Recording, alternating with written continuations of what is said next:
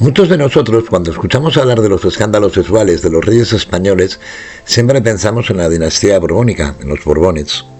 Pero también los Austrias tenían sus cosas. Desde bien joven, Felipe IV salió a las calles madrileñas en busca de aventuras.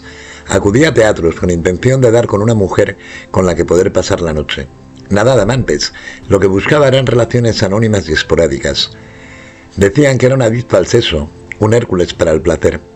Fueron tantas que además de los 12 hijos que tuvo en sus dos matrimonios, primero con Isabel de Borbón y más tarde con Mariana de Austria, se estima que tuvo unos 30 hijos ilegítimos. Ha sido el monarca que más hijos ha tenido en la historia de España. De su matrimonio con Isabel nacieron 7 hijos y de su relación con Mariana otros 5, aunque murió dejando solo como heredero varón a Carlos II.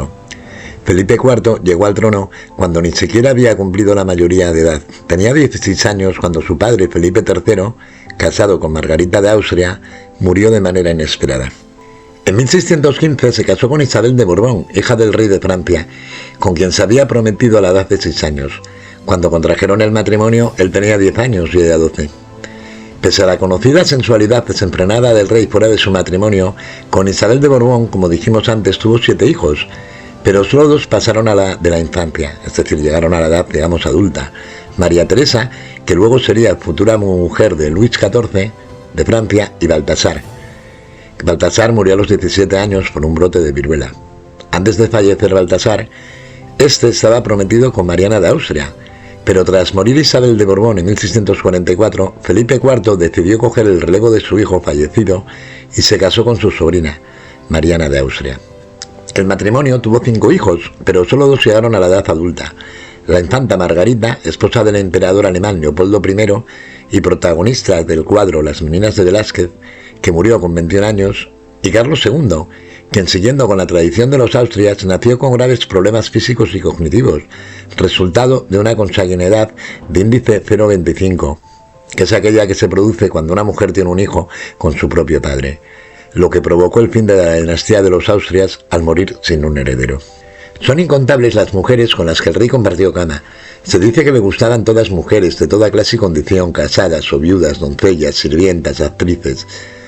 Pero Felipe IV tuvo una amante favorita, la actriz María Inés Calderón, más conocida como la Calderona. El rey estaba en el teatro cuando quedó prendado de ella, que ordenó que la hicieran subir al aposento en el que presenciaba el espectáculo. Fruto de este amorío nació Juan José de Austria, el único hijo ilegítimo que Felipe IV reconoció, y que años más tarde fue nombrado primer ministro en 1677, precisamente fue nombrado por su hermanastro Carlos II, aunque murió repentinamente 2 años después. Pero el rey grande, como algunos le llamaban, fue mucho más que un adicto al sexo. Además de ser el monarca que más hijos ha tenido en la historia de España, estuvo 44 años en el poder. Su reinado desde 1621 hasta su muerte en 1665 fue el más largo de la Casa de los Austrias y el tercero más largo de la historia de las monarquías españolas.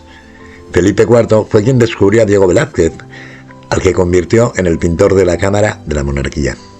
Es, como lo define el periodista César Cervera, el gran coleccionista y el germen del Museo del Prado. Al rey le encantaba el arte, tanto que por primera vez quiso que las obras tuvieran proyección pública. Fue tal el auge del coleccionismo de pinturas en su corte que los reyes extranjeros lo envidiaban. El embajador inglés en Madrid incluso envió una carta a Londres en la que decía que los españoles se han vuelto ahora más entendidos y más aficionados al arte de la pintura que antes, en un modo inimaginable. Y el rey en estos 12 meses ha conseguido un número increíble de obras de los mejores autores antiguos y modernos.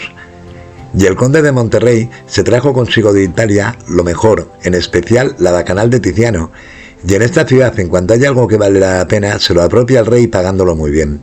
Y siguiendo su ejemplo, el almirante don Luis de Haro y muchos otros nobles también se han lanzado a coleccionar.